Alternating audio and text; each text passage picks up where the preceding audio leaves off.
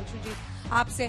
सांसद महोदय, 428 सीटें जिस पर वोटिंग हुई है 5 चरणों में, आपकी आई थी पिछली बार 275। तीसरी बार आप जंग में उतर रहे हैं और आप दावा कर रहे हैं कि अभी 310 पार कर लिया है। तीसरी बार मतलब कोई एंटी इनकम्बेंसी नहीं है, प्रो इनकम्बेंसी है। आखिर कैसे ये दम आप भर रहे हैं, इसका बेसिस क्या है? देखिए, जो आपने बोला उसमें हमारे दावे का सत्य कितना है वो स्वतः प्रमाणित हो गया।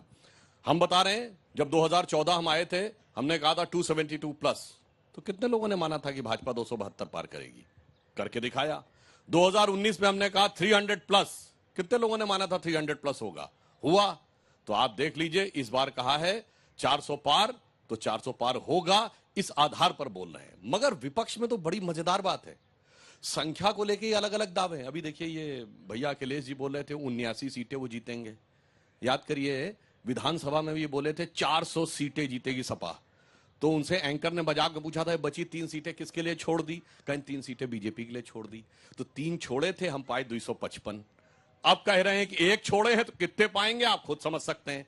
और इंडी गठबंधन, मजेदार बात देखिए, अखिलेश जी कह रहे हैं 140, अभी आपकी बाइट में दिखाया गया।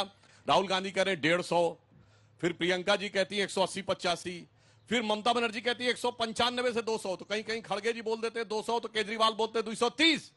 अरे बता, कोई नीलामी जोड़ी बोली लग रही है एक, उसके बाद उसने कहा इतना, उसने कहा इतना। अरे नेतृत्व तो छोड़िए, संख्या पे एक मत नहीं हो रहे हैं। इसलिए हमारे यहां बहुत स्पष्ट रूप से एक नीति, एक नेतृत्व और एक ही संख्या, 400 पार, कोई कंफ्यूजन नहीं रह गया। और एक लाइन और कह दूं, उत्तर से दक्षिण तक लड़ाई तो हम ही से है, तो कौन दूसरा है लड़ाई में? कश्मीर में, जहां पे हमारी स्थिति कमजोर मानी जाती, वहां लड़ाई हमसे है। केरल में, जहां हमारा एक सांसद नहीं है, वहां कांग्रेस कम्युनिस्ट दोनों मिले हुए हैं, लड़ाई हमसे है। बंगाल में लड़ाई हमसे है, और पूरे भारत में लड़ाई हमसे है। तो सिर्फ अगर आपसे पूछो एक पार्टी बताइए जिससे सारी पार्टियां अपनी लड़ाई मान रही हो, तो वो सिर्फ भारतीय जनता पार्टी है। तो जो लड़ेगा वही तो जीतेगा, जो लड़ेगा ही नहीं, जीतेगा कहां से? चलिए सुप्रिया जी, मोर्चा संभालिए। वो कह रहे कोई कंफ्यूजन नहीं है, 400 पार है, कंफ्यूजन तो उस तरफ है। अलग अलग नंबर्स बता रहे हैं आपके सारे नेता, अपना नहीं बता रहे कांग्रेस कितना लाएगी। जब चुनाव का पहला चरण हुआ था, तो मोदी जी चुनावी रैली में जाके कहते थे 400, और फिर पार का नारा लगवाते थे। अब मोदी जी 5वें चरण तक 400 पार भूल गए, क्योंकि 400 पार ही बैकफायर हो गया, और 400 पार के नारे ने ही सुनिश्चित किया कि 150 पार होने के लाले पड़ रहे हैं। मैं लेकिन एक बात यहां पे कहना चाहती हूं, आपने शुरुआत में बताया कि मोदी जी वाराणसी पहुंच गए और अभी कोई नारी शक्ति संवाद करने वाले हैं, जहां पर 20-25 हजार महिलाएं आएंगी। उनका संसदीय क्षेत्र भी है। IIT BHU में कुणाल पांडे, सक्षम पटेल और आनंद उर्फ अभिषेक चौहान नाम के 3 लड़के एक महिला के गैंग रेप में आरोपी पाए गए थे। बीजेपी की IT सेल के संयोजक, बीजेपी की IT सेल के सह संयोजक थे।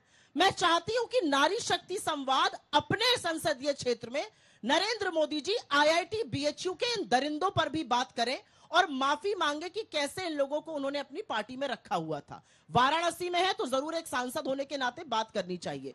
यहां पर मान्यवर ने कहा कि पार्टियों में ही अंतर्द्वंद है कि क्या नंबर आ रहे हैं। जो भी अंतर्द्वंद है, 180 से 200 पार आप हो नहीं पा रहे हैं। और असलियत यह है कि 5 चरण के बाद शीशे की तरह एक बात साफ है कि 4 जून को ना तो भाजपा की सरकार बनेगी, ना मोदी जी प्रधानमंत्री बनेंगे। और इसका जो प्रमाण है वो 5 चरण के जो उनका अवतार रहा है उसमें दिख गया है। 10 सेकंड में आपको बता देती हूँ। सांसद जी हंस रहे हैं, मैं भी हंसती हूँ उनकी बातों पे, और जोर से हंसती हूँ, ठाका लगा के हंसती हूँ। देखती नहीं आप मुझे हंसते हुए? एक पहले चरण में मोदी जी किस पर आए? मीट, मुर्गा, मछली, मटन, मुस्लिम लीग। दूसरा चरण आते आते बेहताओं के मंगलसूत्र और आपकी भैंस पर आ गए। तीसरे चरण में अपनी आंखों की पुतली, अपने जिगर कलेजे के टुकड़े अंबानी अडानी को ही बोल डाला। बोरे में भर भर कर, टेम्पो में लाद लाद कर काला धन बांट रहे हैं। लेकिन ईडी, सीबीआई, इनकम टैक्स सुन ही नहीं रही है प्रधानमंत्री की। चौथा चरण आते आते मोदी जी को आमिर खान का गजनी किरदार समझ में आया। आप जैसी प्रबुद्ध पत्रकार ने उनसे एक इंटरव्यू किया, आपकी एक समकक्ष पत्रकार हैं, उनसे पूछा हिंदू मुसलमान, उन्होंने कहा मैं हिंदू मुसलमान करूं तो मैं सार्वजनिक जीवन में रहने योग्य नहीं हूं। जिस व्यक्ति का वजूद ही वो करके है, जो 4 घंटे बाद फिर हिंदू मुसलमान करने लगा, तो गजनी के कैरेक्टर में आ गए। और 5वां चरण आते आते नरेंद्र मोदी जी और उनकी प्रोपोगेंडा मशीनरी उनको महाप्रभु भगवान जगन्नाथ का अनुयायी नहीं, प्रभु को उनका भक्त बताने लगी। जो संबित पात्रा ने कहा वही नरेंद्र मोदी ने एक इंटरव्यू में कहा कि मैं ईश्वर का दूत हूं, मुझ में दैवीय शक्ति है। ये क्या हो गया है भाजपा को? ये कहां का अहंकार है, कहां का घमंड है? और कोई अकेला ये, और मैं यहां पे ये जरूर बोलना चाहती हूं, ये प्रोपोगेंडा कोई अकेला प्रवचन नहीं दिया है मिस्टर पात्रा ने। यही बात कहते हैं चंपत राय, ये बात कहते हैं देवेंद्र रावत, ये बात कहते हैं गिरिराज सिंह, ये बात कहती है कंगना रनावत। अरे हो क्या गया है भाजपा को? हमारे आराध्यों को, हमारे इष्टों को इस तरह से अपमानित करने का हक किसने दिया है? और मैं जानना चाहती हूं कि 5वें चरण के आते आते अगर हिंदुओं की आस्था पर प्रहार होगा तो ऐसे व्यक्तियों को आप पार्टी से कब निकालिएगा? चरणबद्ध तरीके से उन्होंने सारे जवाब दिए। अब आप उस माइक उठाइए और बताइए।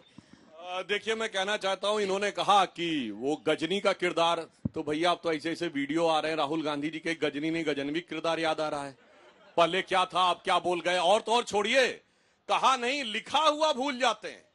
अपनी सरकार के समय की पार्लियामेंट्री कमेटीज का लिखा हुआ भूल गए, नेहरू का लिखा भूल गए, इंदिरा का लिखा भूल गए, राजीव जी का लिखा भूल गए, और अब आके कहने लगते हैं कि नहीं साहब मैं कह रहा हूं। तो मैं कह रहा हूं भाई छोड़ दो, पार्टी छोड़ दो, देश छोड़ दो, अपने खानदान का तो याद रखो। जो उन्होंने कहा था उसकी बात करें। इसलिए जिसको, मगर देश की जनता को सब कुछ याद है कि किसने कब बोला था, क्या बोला था, किस मकसद से बोला था। मैं कहना चाहता हूं, संबित पात्रा ने तो उस विषय के ऊपर तुरंत माफी भी मांगी है, उपवास भी किया है। और जहां तक भारतीय संस्कृति, हिंदू धर्म और सनातन धर्म के ऊपर इनके दिल में दर्द की बात है, तो मैं पूछना चाहता हूं, इरेडिकेशन ऑफ सनातन धर्म के लिए माफी मांगी जिसमें कहा गया हिंदू धर्म का समूल नाश।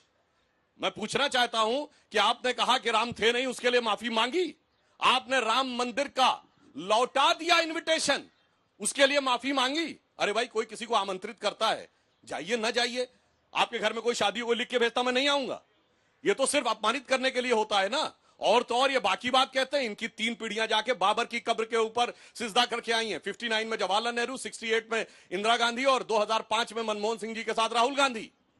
और किस ढंग से करके आई हैं सुनिए। उसके लिए इन्होंने माफी मांगी कभी? मुझे राइट टू अभी के 5, हाँ मैं दूंगी। हाँ। 5 चरण पे आइए ना। 5 चरण, 1960 में चले गए। अब तो इनके तो नेता वो हैं जहां जहां चरण पड़े संतन के तहता मंटाधार होता चला गया है। 138 साल के इतिहास में पहले ऐसे अध्यक्ष बने हैं जो 2 बार पार्टी को ऐसी स्थिति में लाए हैं कि मुख्य नेता विपक्ष बनने लायक संख्या कांग्रेस नहीं जुटा पाई है। और उसके बाद दावा इतना जबरदस्त है कि छोड़ के तो भाग गए।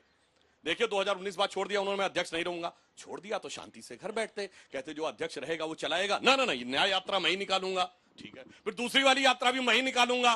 फिर संसद भवन में, इसी संसद भवन में राहुल गांधी जी बयान दे रहे थे, नेता प्रतिपक्ष लोकसभा अधीर रंजन चौधरी पीछे खड़े थे और उस समय अध्यक्ष नहीं बने थे। खड़गे जी नेता प्रतिपक्ष राज्यसभा पीछे खड़े हुए थे। तो भाई ये दिखाई पड़ता है ना। अंजना जी, ये प्रवचन हो रहा है। अंजना जी, प्रवचन चल रहा है, प्रवचन सुनने कोई थोड़ी आया है यहाँ पे। ये बात कर रहे हैं, ये बात कर रहे हैं, कांग्रेस की ओर सुनना चाहते हैं अपने रोजगार की बात। सुनिए, गठबंधन का सुनिए, बनेगा आपको क्या गठबंधन की बताइए, हकीकत सत्ता देखिए पक्ष में आपने क्या कि क्या जनता के कांग्रेस लिए ने बोला आप बताइए, वो बच्चे बैठे उनके लिए क्या क्या आपने रोजगार के लिए, महंगाई के लिए क्या क्या आपने बताइए, आप छात्रों के लिए क्या क्या बताइए, आप 1960 गिना रहे हो, 1950 गिना रहे हो, वे 2024 की बात सुनना चाहते हो, कमाल की बात कर रहे हैं आप। अनुराग जी बीच में नहीं, अनुराग जी, देखिए सुप्रिया जी नहीं, पहले सुप्रिया जी जवाब देते, छोटा सा जवाब वो देना चाह रही, क्योंकि राहुल जी पर ऐसे लिखा है उन्होंने। उसके बाद छोटा सा नहीं दूंगी, थोड़ा लंबा मैं भी दूंगी, जितना लंबा वो आधा देने दीजिए, टाइमर लगा लीजिए, बोलिए। छोटा सा नहीं दूंगी, थोड़ा सा लंबा दूंगी। समझा लीजिएगा पूरा जवाब, जलेबी ना बनाइए बीच में नहीं बोलेंगे हम, ठीक। अनुराग जी यहाँ पर इस देश के युवा, यहाँ पर इस देश का भविष्य बैठा हुआ है। इनके सामने जलेबी बनाने से आपको क्या मिलता है, मैं ये जानना चाहती हूँ। ये पूछ रहे हैं कि 10 साल सत्ता में रहने के बाद आज जब हम चुनाव के मुहाने पर आए हैं, एक बार प्रधानमंत्री मंच से रोजगार की बात नहीं करते हैं, एक बार प्रधानमंत्री अग्निवीर पर माफी नहीं मांगते हैं, एक बार प्रधानमंत्री महंगाई खत्म करने की बात नहीं करते। अरे आप तो ऐसे प्रधानमंत्री बन गए जिन्होंने आटा दही पढ़ाई दवाई सब पर जीएसटी लगा दिया। आप तो ऐसे प्रधानमंत्री बन गए जो ब्रजभूषण को शरण देते रहे और उसके बाद महिलाओं के साथ जो हुआ, यही घसीटी गई, यही उनको तो हुआ है, रौंदा गया। ये मैं CM पूछना चाहती हूँ, और मैं पूछना चाहती हूँ, आज कोर्ट ने चार्जेस फ्रेम कर दिए ब्रजभूषण सिंह के खिलाफ, आपकी पार्टी ने क्या किया? आपकी पार्टी ने क्यों उनके परिवार को टिकट दिया? देखिए दिक्कत की बात क्या है कि मोदी जी सलमान खान के कैरेक्टर से बड़े प्रभावित हैं, कभी आमिर से, कभी सलमान से। सलमान खान का एक डायलॉग था जब मैं फैसला कर लेता हूं तो अपनी भी नहीं सुनता। जीएसटी का विरोध लिखित में किसने किया था? गुजरात के तत्कालीन मुख्यमंत्री नरेंद्र मोदी ने। अब कौन कहता है मैं जीएसटी लाया? नरेंद्र मोदी। खाद्य सुरक्षा अधिनियम का विरोध किसने किया? लिखित में किया नरेंद्र मोदी जी ने। अब कौन दिन भर बोलता है 5 किलो राशन? नरेंद्र मोदी जी। आधार का विरोध लिखित में किसने किया? नरेंद्र मोदी जी ने। तो दिक्कत की बात यह है कि जब चुनाव का वक्त आया, देश की जनता जानना चाहती है। 10 साल आपको प्रचंड बहुमत दिया, आपने 10 साल में हमारे लिए